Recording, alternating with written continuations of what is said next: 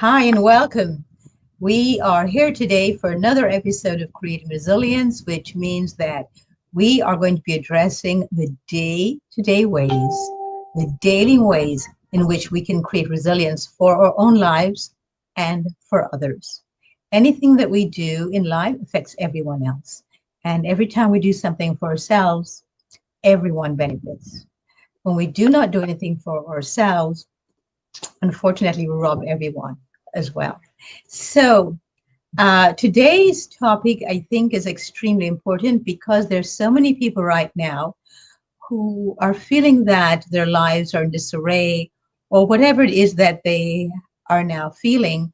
And we do know that resilience has everything to do with how we language ourselves into feeling certain ways every day. The language we use, the conversations that we have, the books that we read, the things that we watch, the things that we see, the things that we hear, all of this has everything to do with whether or not we feel capable and powerful enough to create resilience in our own lives.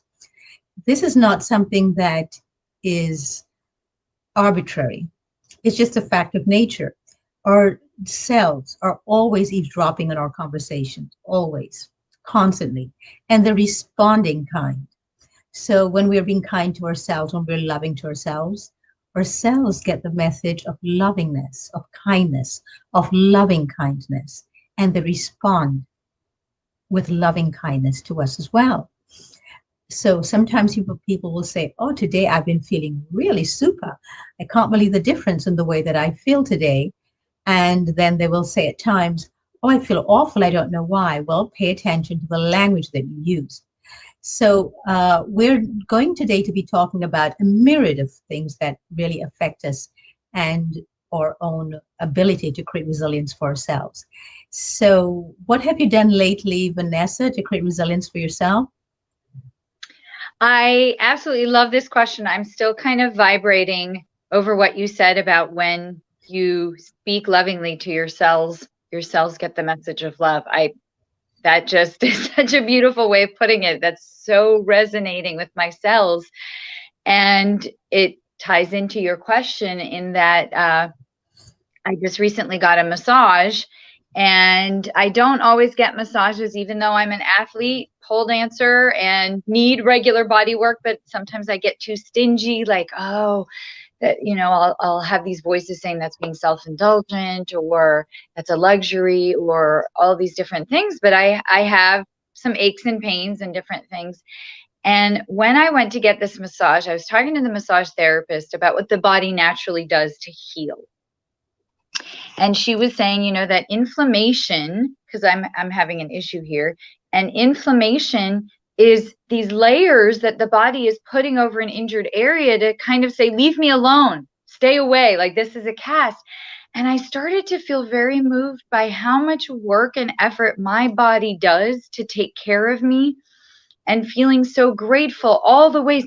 My body keeps breathing when I don't think about it. My body does all these functions and to keep me alive, and the healing process to help me deal with something. And the body is so resilient and so helpful. And I just felt so grateful and happy that I was doing something to show the care that my body takes of me, and to take care of my body, and to pamper myself, but also to do something that's so necessary and so loving to myself. So that was a really, really big one for me. And I need to get them more often. And here I am in this timeshare in Ventura, just enjoying myself and not thinking I need to work all the time. I have to get all this stuff done. And, I'm just taking time, enjoying the sights, walking around, really savoring being here. Wow, that's really important. That's actually part of creating resilience.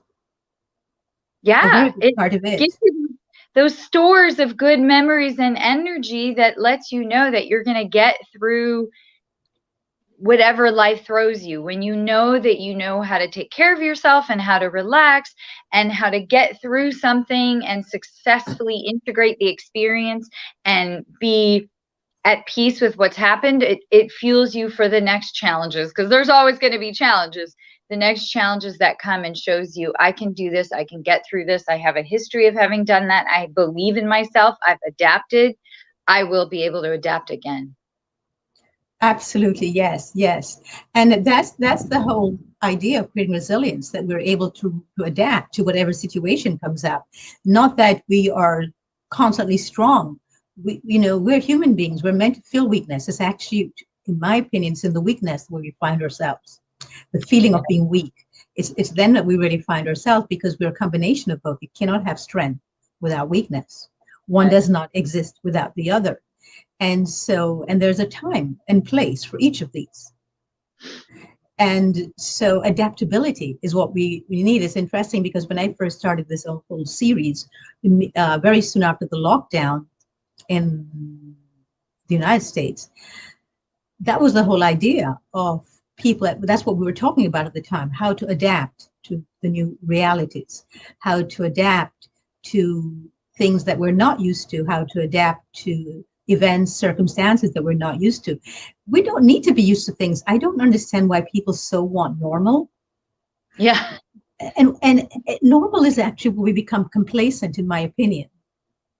Normal is where we lose ourselves and we become fragmented and disillusioned, and where all of these disturbances within us start to take Mm-hmm. root. Mm-hmm. So this idea of returning to normal and being normal, I've never actually embraced it ever. And I've never heard the term normal so much as I've heard in the United States. In fact, I don't remember hearing the term before. Yeah, we are really kind of, I've never thought of that. We really are obsessed with normal. Going back to that policy of normalcy that I can't remember which president coined it.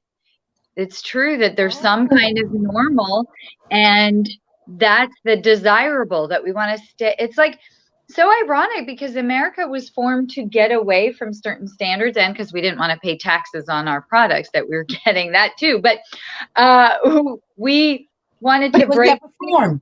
It was never formed.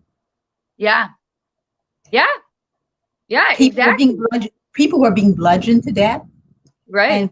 and there was a genocide going on, and there were a lot of treaties being signed, which were being lied about.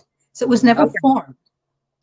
So No, to get away exactly. from something for themselves, but not for every other human being. Well, the whole origin is such a bloody one of basically taking the people who were living here and killing them, taking their land, exploiting them, learning what we could from them, and also taking them to our colonial outposts and making them slaves in our different regions. And I was just reading an article about that.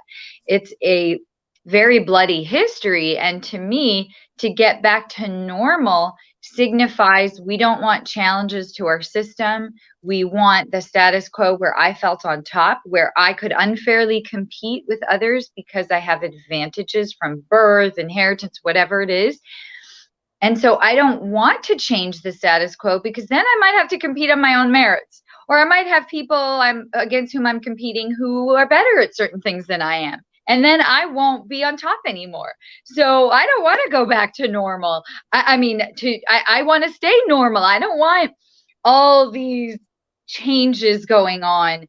And I feel like that's what the power structure says. The power structure always wants to feed us the message that, oh, we should go back to normal because it's threatening to go outside this. We don't know what that is. We know what this familiarity is. Outside there are challenges to our hegemony and our power structure. So, yeah, of course we'd have this strong dominant culture giving us that message. Yes, and what do you think about the fact that it's not just normal in those terms, but people want to eat normally? What does that mean? Yes. Eat normally, which is the most bizarre concept there is, to eat decaying, tortured, and bloodied corpses. I mean, that is the most abnormal concept there is. I mean, we always know when we see children, that classic study that I've talked about before of hand a baby an apple and a bunny rabbit, and the baby's not going to start salivating upon seeing the bunny rabbit. The baby's going to want to touch and play and caress the bunny and eat the apple. It's this strange perversion where our quest to dominate others and find meaning by dominating. I'm better than you if I can dominate you. So then now at least I know where to orient myself in this unknown world where I have to make up meaning. And so by instilling in us and brainwashing for thousands of years that eating animals is normal, conquering others is normal, taking other people's land for their resources is normal. Power means you have might over somebody. That's normal, that the stronger one wins. These concepts that are actually so abnormal have become so instilled in us because they benefit the power structure that we've all helped create. We either are aspiring to it and have that as a model, or we're in it. And the thing that's so strange is that human beings by nature are tribal people. We're not the lone wolves. We exist by cooperating. When we cooperate is when we can really thrive. And yet 90+% of our human history has been in warfare. And to me, the Tolstoy quote about as long as there are slaughterhouses, there'll be battlefields.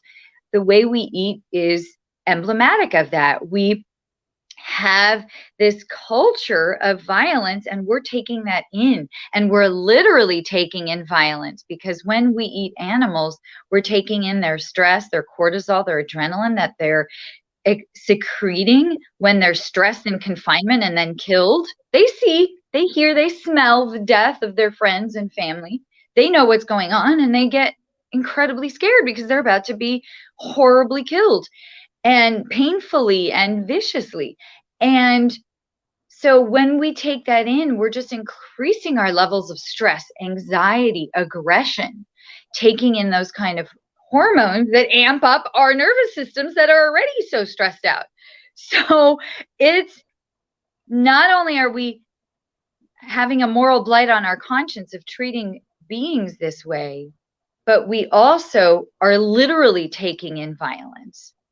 And so when we're doing something that is so very violating to, I would say, human nature, which is to work together for survival, that we have created this incredibly abnormal, dysfunctional, disease-ridden system where we have to then try to use technology to combat the damages that we've done. This is what COVID is. COVID is the universe kind of finally, Mother Nature saying, pay attention, wake up to what you're doing to yourselves, the violence you're doing to yourselves, to other beings, to the planet. I'm here to warn you to stop doing this. You're not listening to the unseasonal weather patterns and the hurricanes and the flooding and the rising water levels and global climate change and rising temperatures and more earthquakes. You're not listening. What do I have to do to have you pay attention? We need to work together and collaborate. And yet what the human mind is doing is, how can I defeat this and not deal with what's going on? But how can I defeat it, create these vaccines, create all these different technologies to sidestep the actual issue, the questions that we need to ask ourselves, and just try to outsmart Mother Nature and figure out a solution to solving the symptoms of this pandemic, which is what Western medicine likes to do, so that we can eventually conquer it until the next thing comes up. Yes, and I find what's interesting is that a lot of people right now are wanting to have normalcy during the holidays. Normalcy. What exactly does normalcy mean? Nothing is normal. So it's a bit odd that we think that we need to have things be the way they were before, when nothing is the way it was before, and nothing ever will be the way before. And this is true for all of history.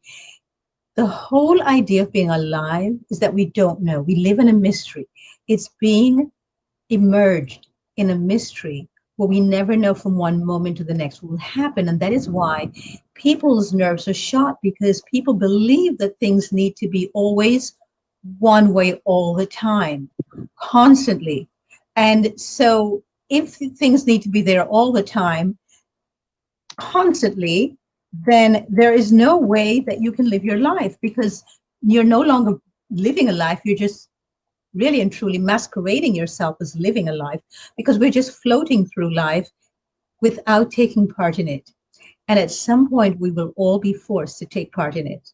Things will eventually touch us and happen to us. So there's a big controversy now about whether or not during a pandemic one should sequester oneself and make sure that we are away from anything that could possibly affect us, and try to outsmart a virus that's outside of us. But to me, I say the real virus is within. The real virus is our fear of everything that lives outside of us, everything that's with, but yet there's nothing that's outside of us. You know that Zen saying, if a tree falls in the forest and no one hears it, did it really fall?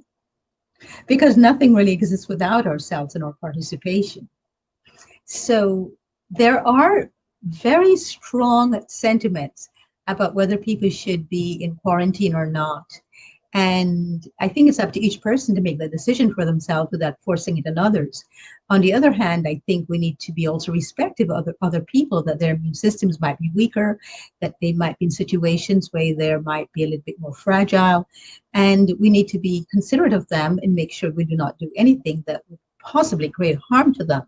To me, creating resilience doesn't mean just for ourselves. Of course, when we create resilience for ourselves in a way that we consider others, we always must consider others because we are all part of the same tree. So I happen to love trees, so I use them a lot as analogies. So a tree has many different branches. And on those branches, there are other sub branches with leaves, like these flowers here. So sometimes it's very easy for a branch to fall off because the branch is sick. Now, do the other trees run to the rescue and try to restore that tree back, that branch back to the tree? No, they grow others and stronger ones, hopefully. And given the proper resources, they will. However, just remember that tree's like this hand. So I have 5 fingers. If one of these fingers should be injured, let's say one of these is injured and I'm left with 4, these 4 will take over and make up for the missing finger. When the thumb is injured, all of a sudden these 4 get really involved in ways that I never noticed before. And likewise with the human race, we need to pick up the pace and pick up the slack for all the others. We need to realize that we're not in this alone, that we're all here together. Creating resilience means if you create resilience for the thumb here, then you're creating resilience for the entire hand. And the hand is us. The hand is all the universe. This is the universe. We're all part of the universe. This finger doesn't exist by itself, neither does the thumb, neither does the little finger. No, it exists as being part of the entire hand. So this is the universe, this is you, this is me, this is your neighbor, this is your coworker, this is the person that you dislike so much, and this might be the person you like so much. But we're all part of the same web. And anything we do to one of us, we do to all of us. Same thing we do to ourselves. You know, one of the things I want to discuss today is sleep. I very much would like to discuss sleep because I think it's in sleep that we heal ourselves and we become a true, powerful being. Sleep is critical, and yet sleep is very lacking for most of us. How do we create resilience without sleep? I do not think it's possible at all. I think to some degree it's possible, but I don't think it's possible in the long run. Sleep is something which is so critical. Do you know that when we sleep, there's a stage where parts of our bodies freeze up? I mean, literally, it's like they're gone.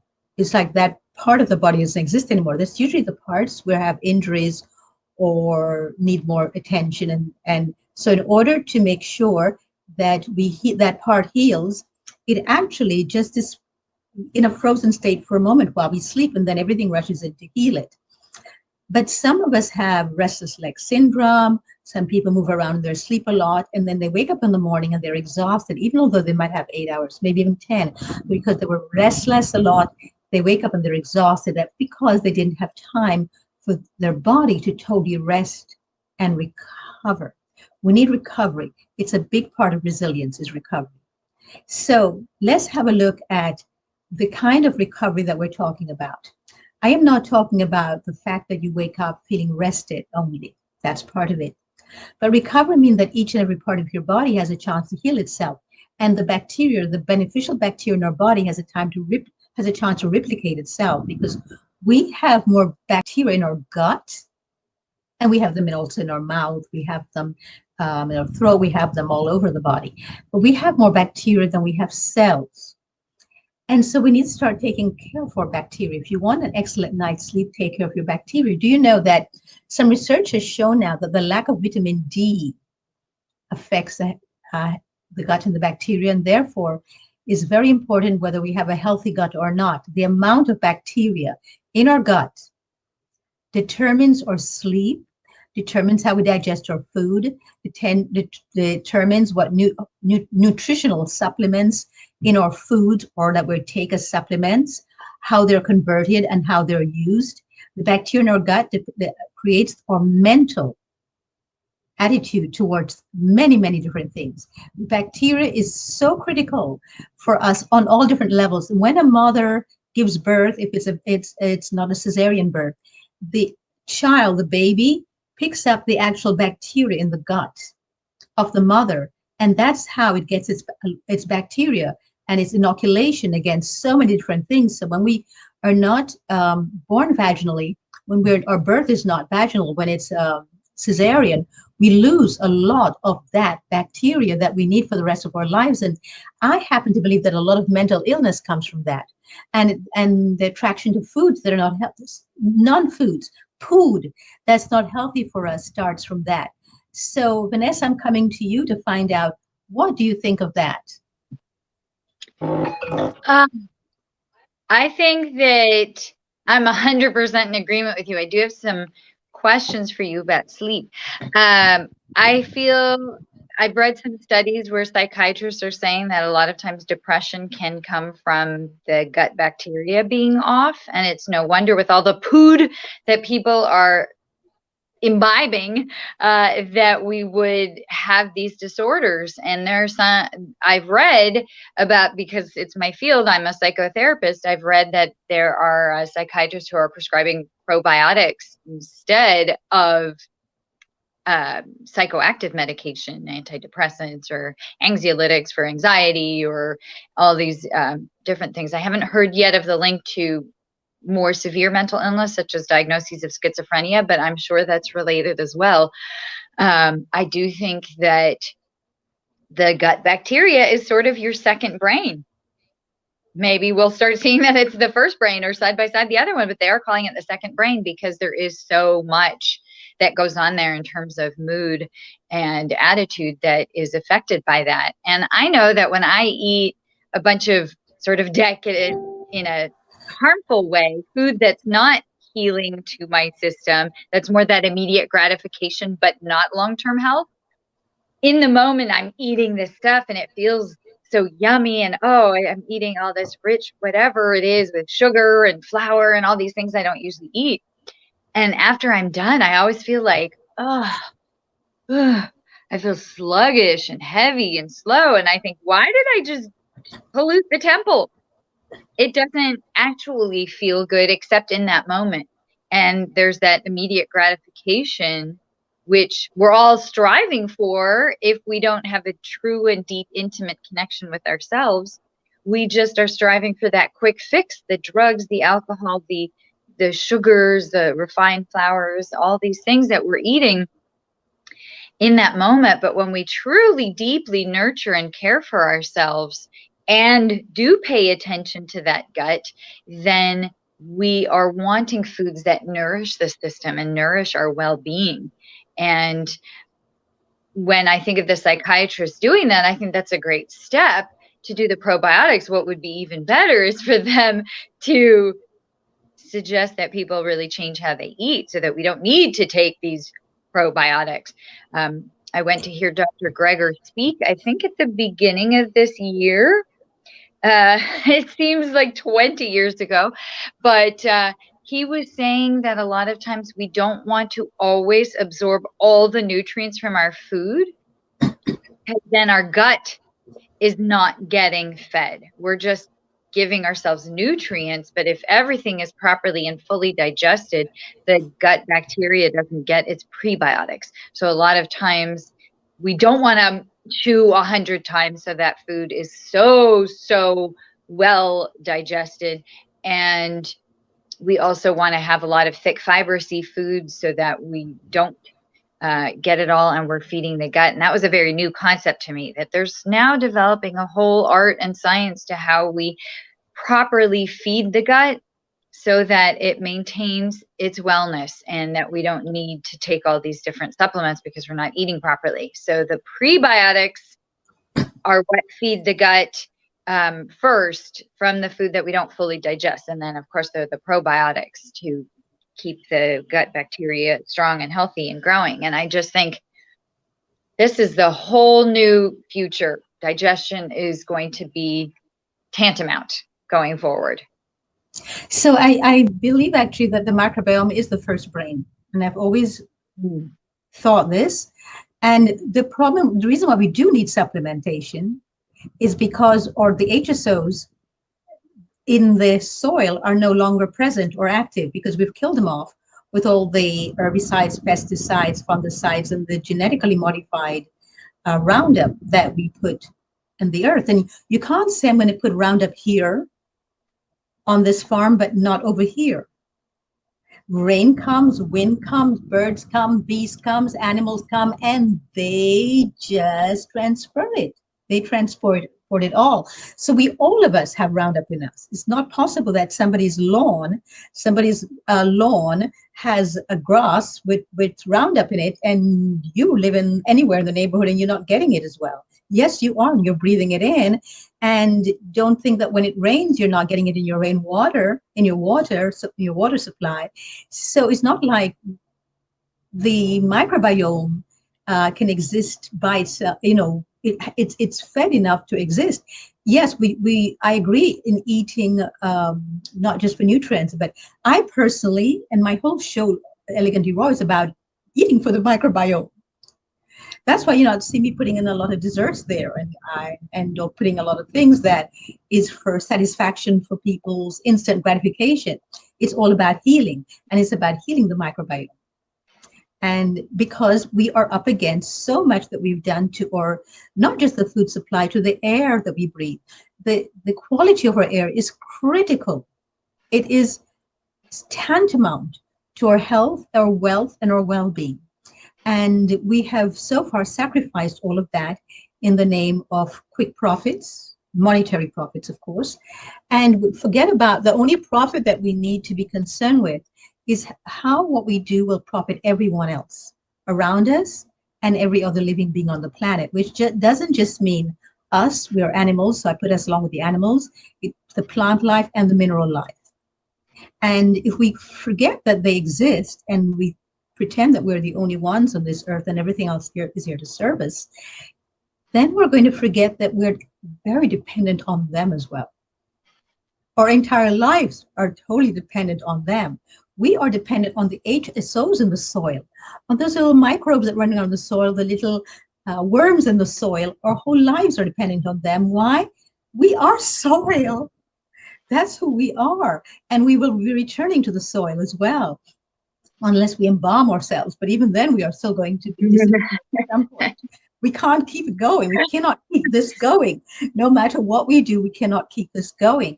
So to say that we are separate from the rest of the world and we can live in a scientific bubble and we can isolate ourselves from the world, not true. For example, a lot of people believe that they can take vitamin D but not go out into the sun. And the sun has become the monster. We've decided that the sun is not good for us. How could the universe have created something, a big ball of fire like the sun, that's detrimental to us? It's not. It created the sun for us. For all living beings need the sun. The thing is that it also creates certain layers so we don't get the harmful effects of it. We, in the end, have destroyed those layers. It's because of our actions why those layers that protect certain parts of the sun that might be detrimental to us. And then we also we go overboard. We lay in the sun for hours. Now, don't tell me that you cannot be in the sun for 15 minutes when there are people working the fields and who work the fields all day long and are they're bricklayers and they're construction workers. They never get skin cancer. They're not wearing anything to stop the sun, any sunblocks. I don't use sunblocks. I refuse to use that stuff. I want the vitamin D because it stops the vitamin D from getting into us. And our microbiome does not exist without vitamin D and adequate vitamin D, by the way. And so we need the sun. We need the sun. We need the moon. We need the stars to live. We need water. We need air, and we need each other. But more than that, we need ourselves. We need tremendous self-value. We need our self-worth. And without that, we will destroy everything else around us, which is what I see us doing. And some people are going to be celebrating what they call holidays. I do not recognize holidays. I recognize people need a break and people need to take some time off and people need to recover and people need recuperation. And we cannot just keep going. We need to have some sort of balance where we have rest and recuperation and music and dance and creativity and writing and drawing and singing. And at the same time, we need to do something. We need to clean up the house. We need to clean the roads. We need to clean the transportation. We need to make sure that we clean everything around us and keep everything pristine as much as possible. But we also need the dirt. Yeah. It's not a one or the other. Without dirt, we actually cannot exist. And we are dirt. And so it's very important to me when people come around, come onto any of the places where I manifest my own work, that they realize that I would like them to start seeing themselves as part of a whole and not as some separate being. That's what causes our feeling of loneliness and separateness. You and I, Vanessa, were part of a panel discussion on Monday by Jane Elizabeth. I thought the questions she asked were so on point. What did you take away from that? I absolutely agree. I think that I loved our discussion of all those ways of nourishing ourselves during these stressful times and during the holidays, and the ways that everyone was bringing up really for any kind of external, everyone's answers were so much about the interior work that we need to do to strengthen ourselves, whether it be through that really mindful eating that Christopher was talking about, that need to confront situations like Sean Hill was saying, confronting not being some scary, horrible thing, but a way of healing and deeply nourishing the soul, and also the creativity he was talking about, and your amazing talk about breathing and how so much comes from the breath, and that the breath really is the source of life, and how amazing this body is that keeps us breathing, that ultimate symbol of aliveness. And I just was really thinking so much during that panel about my favorite new expression I've made up for myself, which is so many times when I've told people, oh, I want to go away, I want to travel, I want to go off for several months and figure things out. And the cliche is you're running away. And I always say, I'm not running away, I'm running inwards.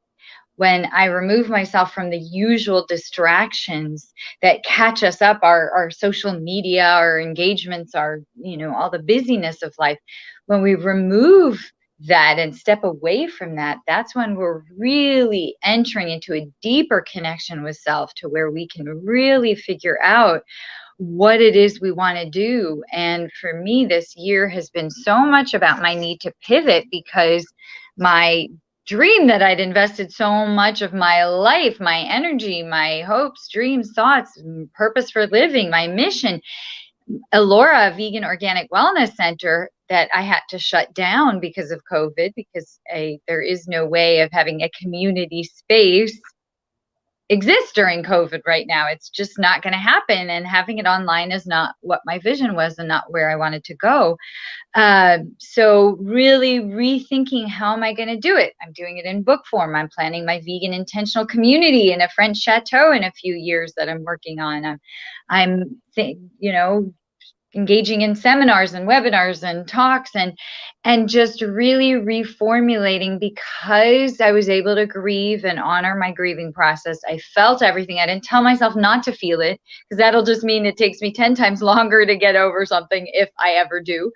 But to really honor it, to go through it, spend time with it, and really figure out, what is it that I want to do? How can I be of greater service to the planet and myself in a different way from how I had originally seen? And that's adapting. That's my resilience, that is not just going to be frozen in, oh my gosh, I'm just going to wait for it to go back to normal, to the way it used to be, so I can resume my set idea. No, I have to look around and see, okay, what's going on here? How have things changed?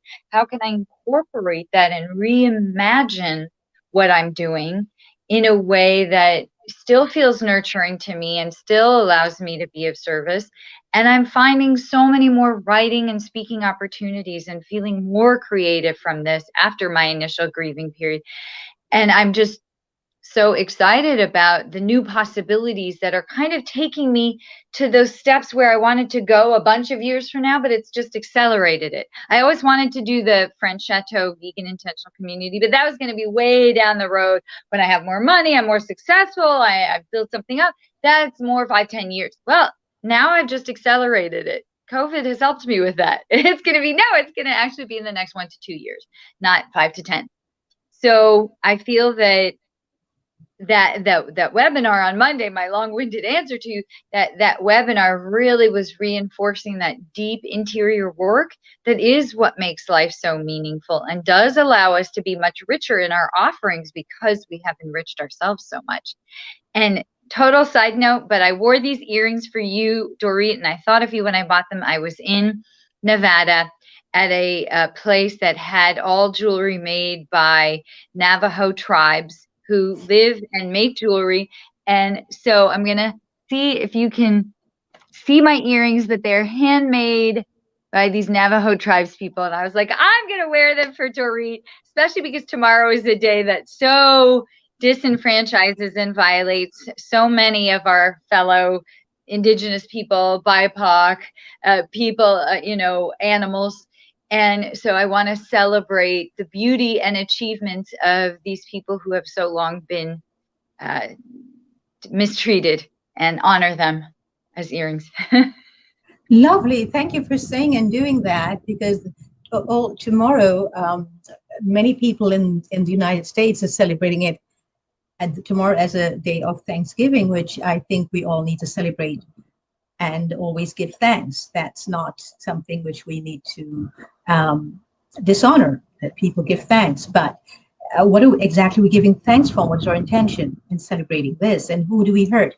One of the things one of my clients taught me, and boy, does it ring true every time, there's a price to pay for everything.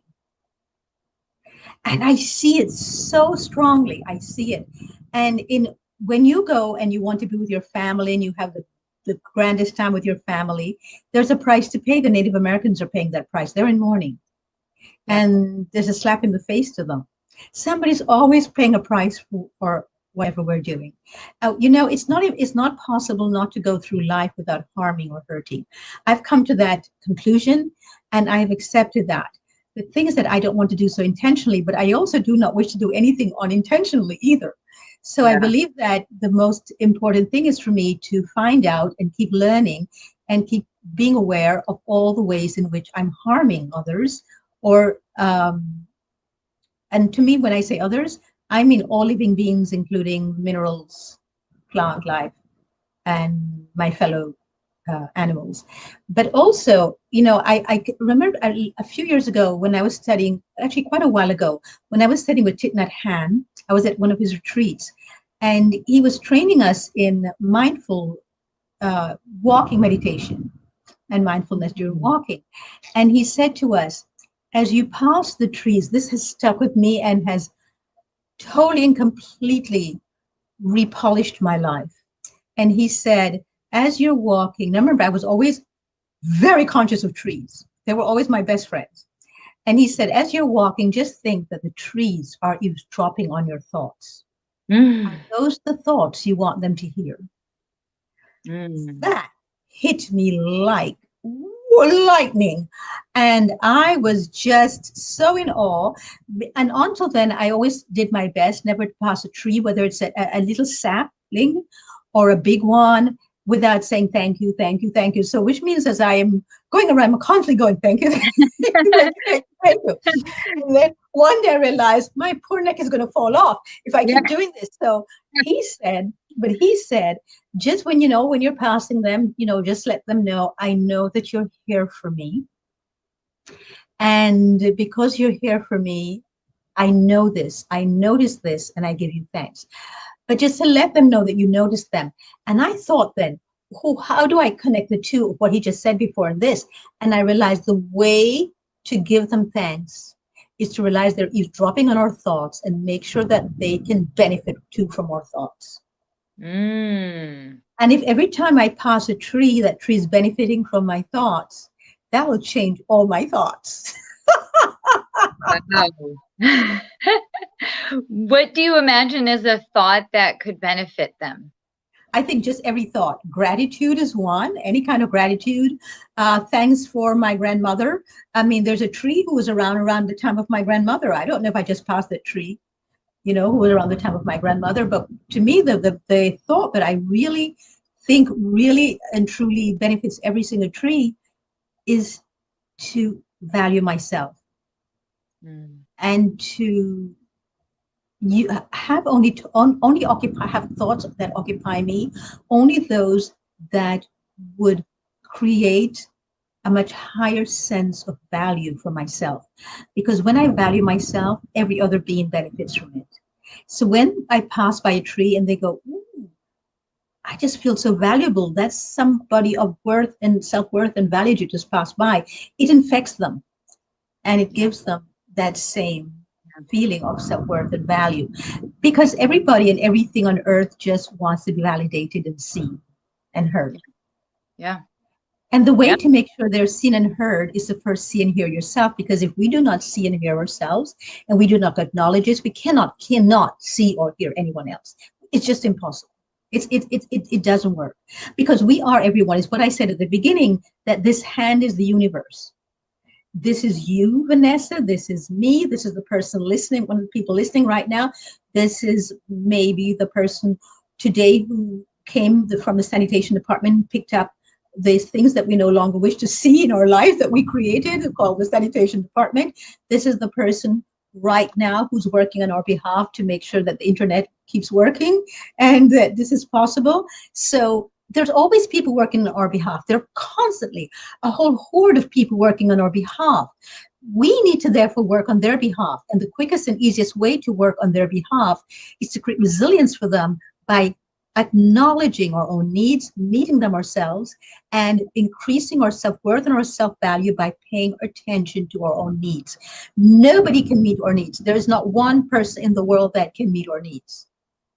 They can maybe meet our desires, but not our needs.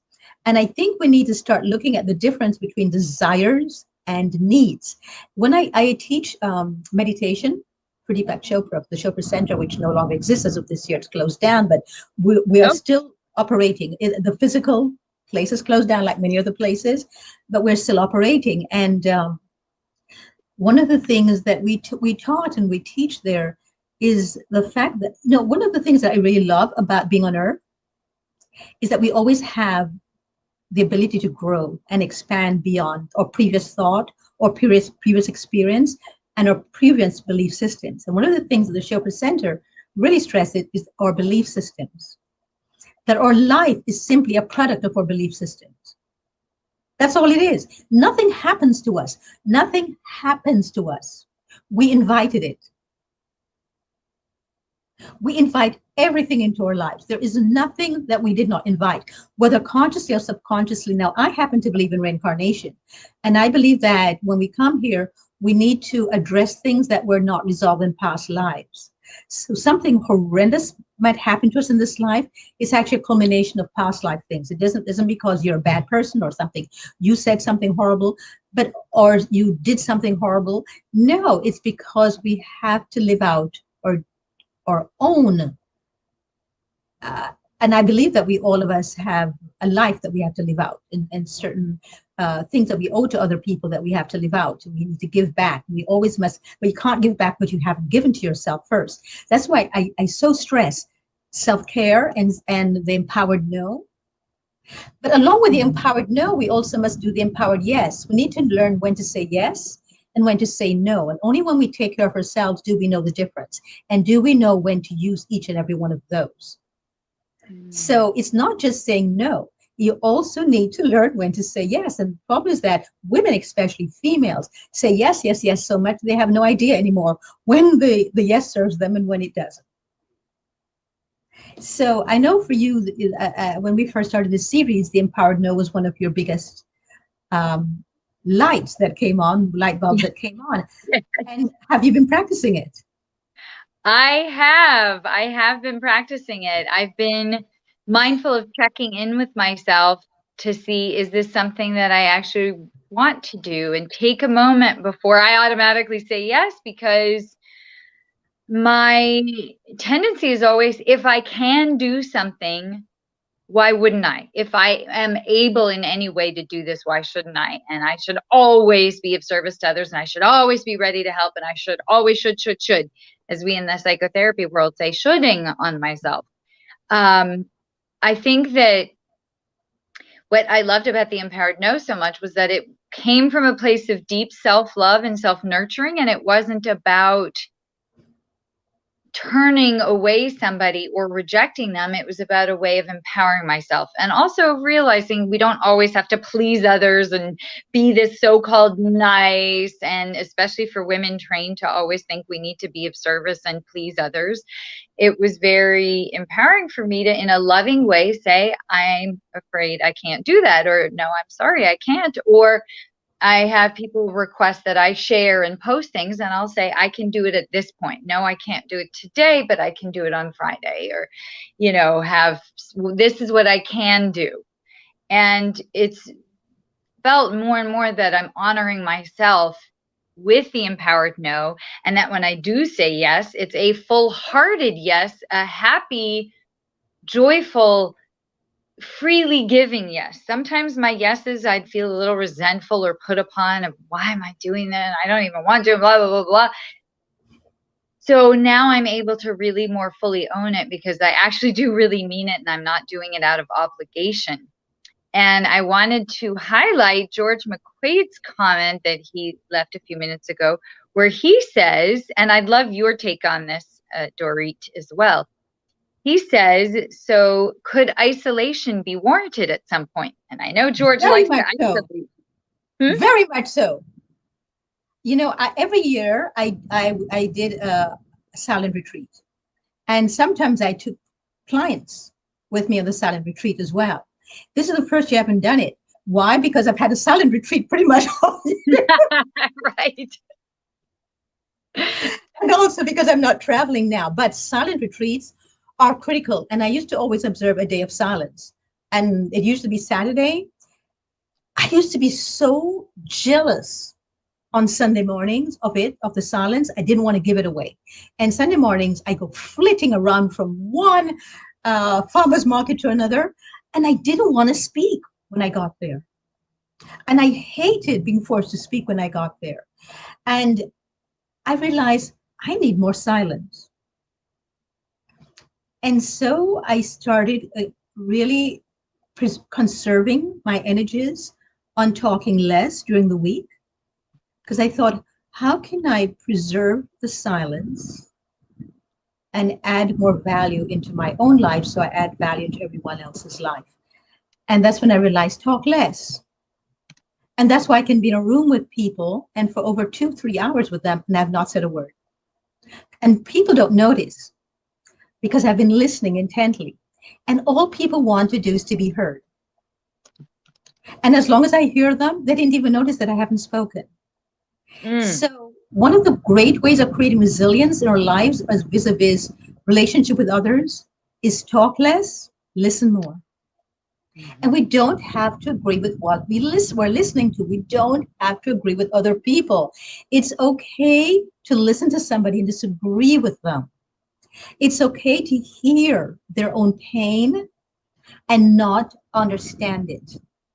It's okay to realize that somebody is vibrating at a different vibrational level than you are and be okay with it and not demand that they vibrate exactly at your vibrational level.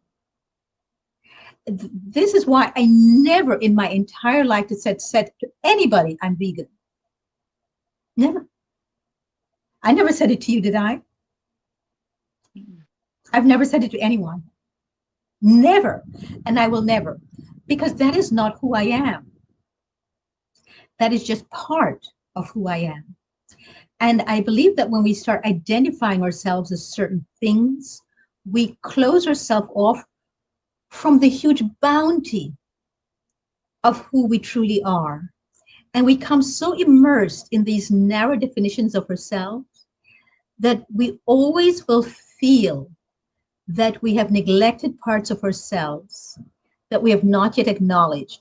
But when we stay open to all the different aspects of ourselves, we become so much richer and we become so much more abundant within our own lives and in the way we see ourselves and the way that we approach ourselves. The value of ourselves gets really brought to such a higher level than when we confine and restrict ourselves by whatever slogans or whatever titles we give ourselves.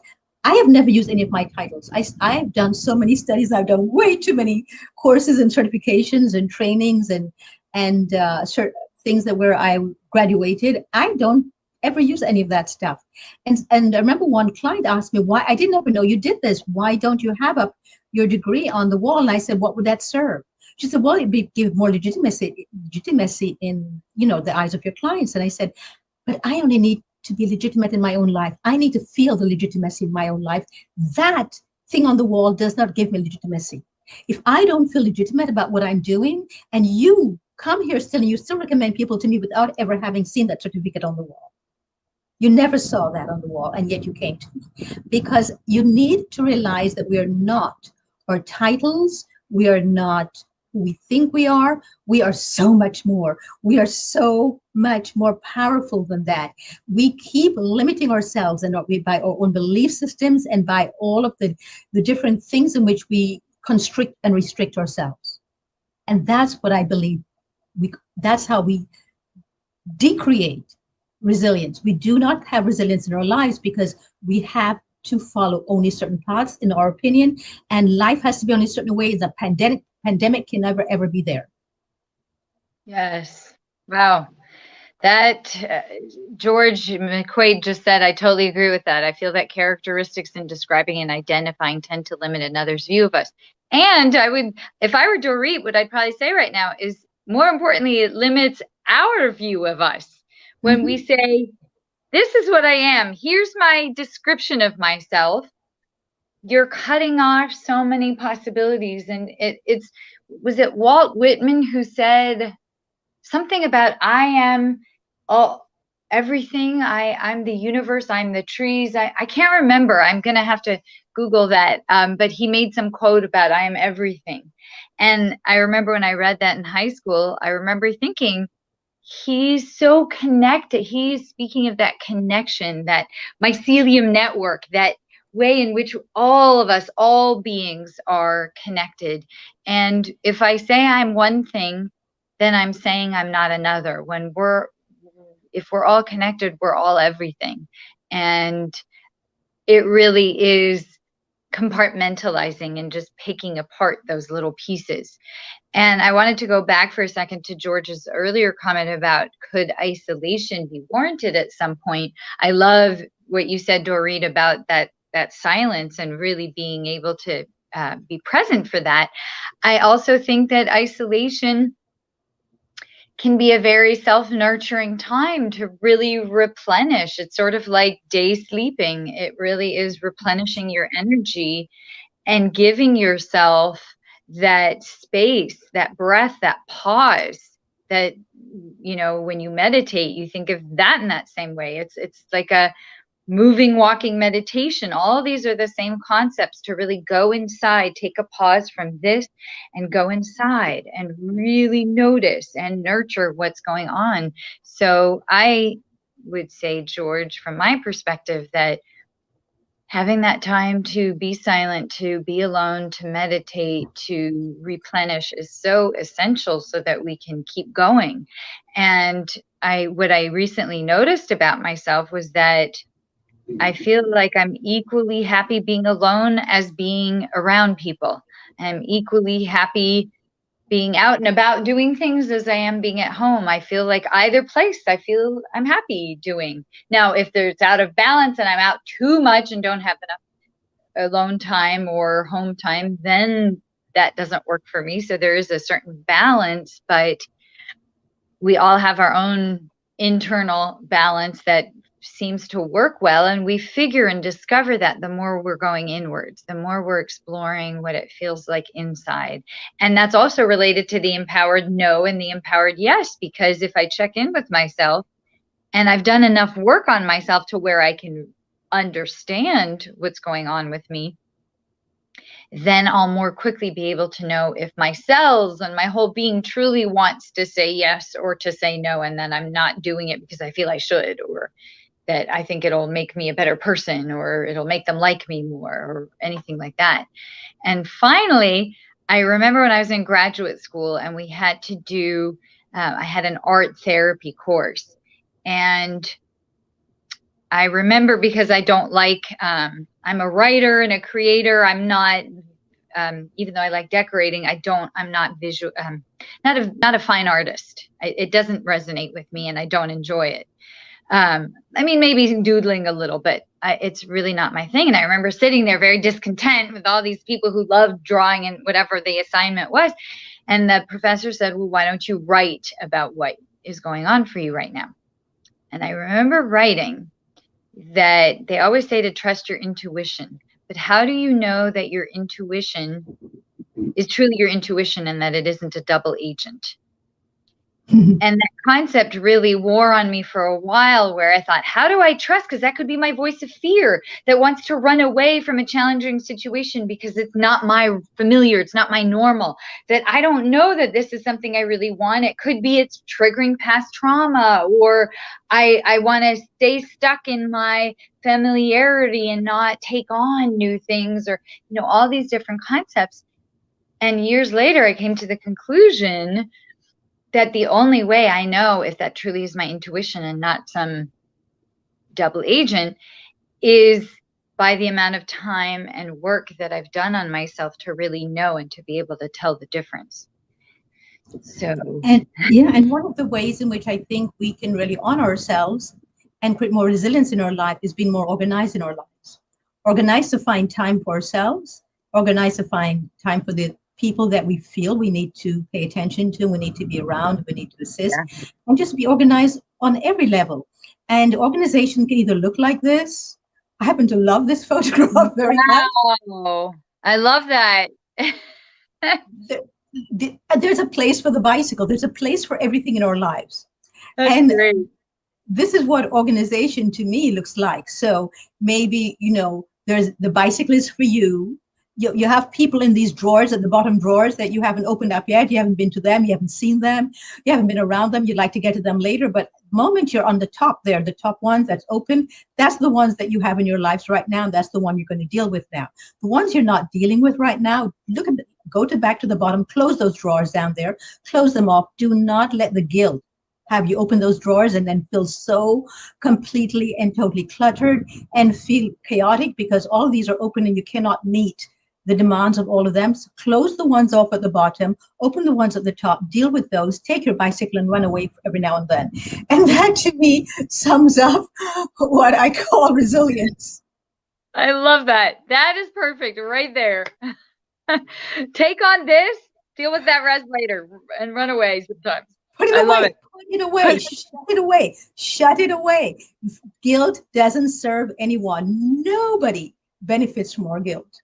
Just take care of who you are and take care of what you're able to at the time, at that time. And that's it. Nobody in life, there's nobody who can take care of everything like that. Client taught me, and I really am so glad I learned that lesson from her. There's a price to pay for everything in life. Not for nothing that we do is, can we say it was free and there's no price to pay. So those are my last words for today. And what are your last words, Vanessa, in creating resilience? My last words are definitely take time to just be with yourself, tune in, and let your mind quiet and still. And what you really want and your deep desires do come out if you're willing to hear them and to listen to them through that silence, and really work on those inner critical voices that are telling you that you're not adequate, because those are wearing away at your resilience and knocking you down. And like Dorit said, guilt doesn't serve anybody. We are meant to be big, beautiful, wonderful creatures, all of us, all together. And the more we embrace ourselves, the more we're able to extend and be there for others and to hear and witness others. And I love, Dorit, when you said that at a party or at some kind of gathering, you might just sit there for 3 hours and not say anything, but people really need to be heard. Talk less, listen more, whether with yourself or with others. Lovely. So that's what we leave you with today. Talk less, listen more. Just like we say, eat less, Eat less, compost more. with more. Perfect. Until next week, everyone, same time, same place. Please share this video. You never know who you can touch. You never know who needs to exactly hear this. And thank you for tuning in today. And please send us your comments even after the show is ended. Thank you, Vanessa, for being here with us today while you're on holidays for yourself. And until next week, when we'll be discussing laundry and toxicity in the home and how to deal with that. All the best and be well